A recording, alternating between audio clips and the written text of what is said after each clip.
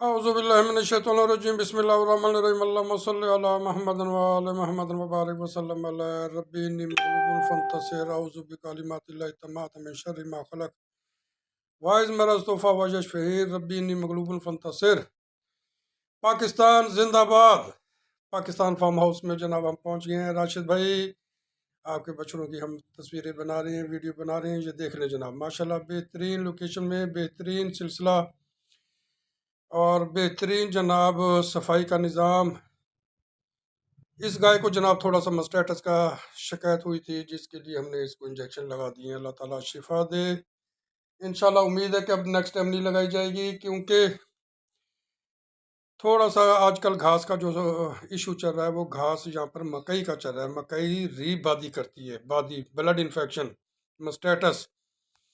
مٹریٹس ان ساری بیماریوں کا موجب جو ہے وہ مکئی بن رہی ہے۔ مکئی ہے اور ولایتی ونڈے ہیں۔ نکرا بچہ ماشاءاللہ جناب، یہ گلابی بچہ ہے جی، نکرا نہیں کہیں گے اس کو، گلابی بچہ ماشاءاللہ جی، اللہ پاک اس کی صحت کے دے۔ تو وہ ونڈے کی بات ہو رہی تھی کہ ونڈوں میں جناب ایسا سلسلہ چل رہا ہے جس وجہ سے جانور بہت سارے بے شمار جگہ پر جو ہے نا ٹریٹمنٹ ایسی ہو رہی ہے کہ ٹریٹمنٹ بہت سلو چل رہی ہے۔ سلو چلنے کا مقصد صرف یہی ہے کہ جناب وہاں پر یہ سیلج ڈالا جا رہا ہے، یا کوئی ولایتی ونڈے ڈالے جا رہے ہیں، یا پھر مکئی کا گھاس بھی ڈالا جا رہا ہے۔ یہ تینوں چیزیں جو ہیں وہ زہر باد کا موجب بنتی ہیں، زہر باد ان سے ہوتا ہے۔ لہٰذا بہترین سلسلہ آپ کو میں بار بار رپیٹ کرتا ہوں، ہر ویڈیو میں تقریباً بتانے کی کوشش کرتا ہوں کہ زہر باد کا نسخہ جو ہے وہ آپ بنوا لیں۔ کوڑ کڑا، کالی جیری، سونڈ، چریتا، کالا نمک، عادت پاؤ، بڑی الائچی، کالی مرچ، ایک ایک چھٹانگ، ان ساروں کو پسوا لیں۔ پسوا کر 70 گرام ایک جانور کی خوراک ہے، وہ 70 گرام جو ہے وہ آپ خوراک بنا کر اس کو جناب ہفتے میں کم از کم، ہفتے میں تو ایک مرتبہ دیں۔ جو جانور متاثرہ ہے، یعنی کہ جس کو بیماری کا اٹیک ہوا ہے، اس کو آپ روزانہ ایک خوراک دیں۔ گڑ میں نہیں دینا، کیونکہ گڑ سے بھی زہر باد جو ہے بعض دفعہ بلڈ انفیکشن زیادہ ہوتی ہے۔ کسی آٹے میں، روٹی میں، پیاز میں، کسی اور چیز میں بھی آپ پانی میں بھی دے سکتے ہیں، وہ آپ ملا کر ان کو دیں تاکہ اللہ تعالیٰ اس کو شفا دے اور زہر باد کے بیماری سے جو ہے نجات دے۔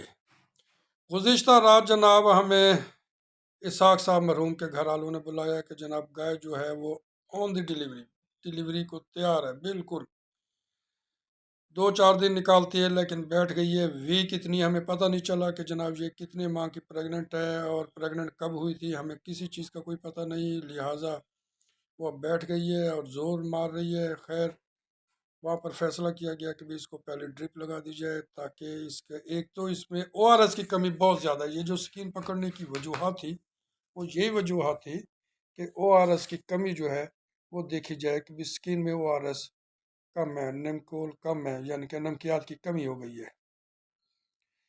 خیر جناب ہم نے رنگر کی ایک ڈرپ لی ہے 5%، اس کو ڈرپ لگائیے، 1 لگائی، 2، 3، 4، پھر ہم نے کیلشیم کی بھی ڈرپ لگائی، 5 ڈرپیں ہو گئی ہیں جناب، جس میں ہم نے ملٹی وٹامنز کے انجیکشن بھی ڈالے ہیں، فینرامین بھی ڈالا ہے، DX بھی ڈالا ہے، اور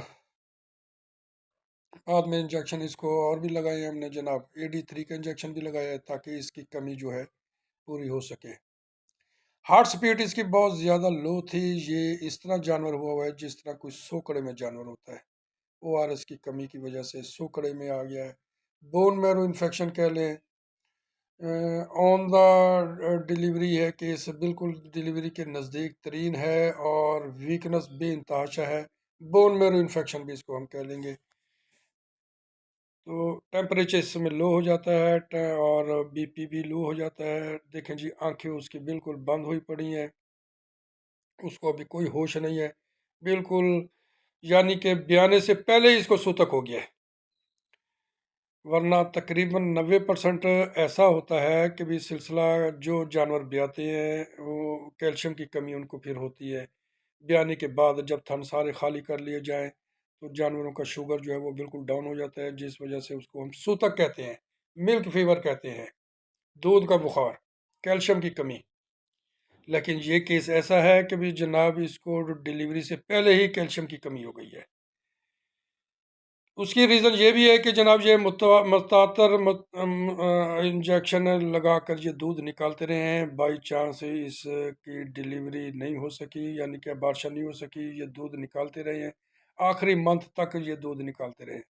جو جانور پریگننٹ ہوتا ہے یاد رکھیے گا وہ ڈبل ڈوز میں دودھ دے رہا ہے، ایک اگر 2-4 کلو آپ کو دودھ دے رہا ہے اور 2-4 کلو سے زیادہ کا کیلشیم وہ آگے بچے کے اندر پیدا ہو رہا ہے۔ بچے کی جتنی بھی ہڈی ہے، ہڈیوں کا سلسلہ ہے، گوشت کا ہے، جتنا بھی کچھ ہے وہ ماں کے پیٹ سے ہی بننا ہے۔ اس وجہ سے جناب ماں جو ہے وہ زیادہ ویک ہوتی جا رہی ہے۔ اللہ تعالیٰ بہتر کرے جناب۔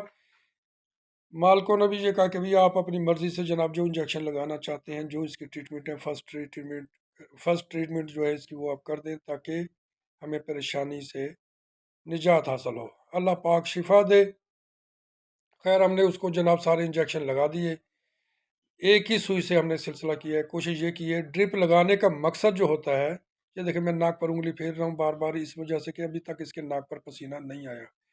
ڈرپ لگانے کا مقصد یہ ہوتا ہے کہ جناب انجیکشن، ہمیں کافی سارے انجیکشنوں کی ضرورت ہوتی ہے، لیکن اس طرح اگر ہم گردن پر انجیکشن کوئی 10-15 لگانا شروع کر دیں تو پھر تو اس کی گردن ہی خراب ہو جائے، سوج جائے گی، کھانا پینا اس کا بند ہو جائے گا۔ لہٰذا ایسے جانوروں کے لیے ہم ڈرپ چوز کرتے ہیں تاکہ اس کے اندر ایسے انجیکشن ملائے جائیں جو انٹراوینس ہو، کیونکہ انٹرامسکولر گوشت میں لگانے والے انجیکشن الگ ہوتے ہیں، انٹراوینس وین کے اندر لگانے والے انجیکشن الگ ہوتے ہیں۔